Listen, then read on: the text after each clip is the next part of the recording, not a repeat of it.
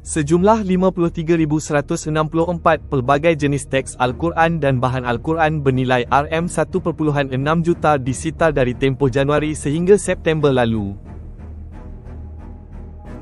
Sebahagian besar daripada tindakan sita itu adalah melalui Ops Mulia sempena Ramadan tahun ini, membabitkan 29,039 pelbagai jenis teks Al-Quran dan bahan Al-Quran.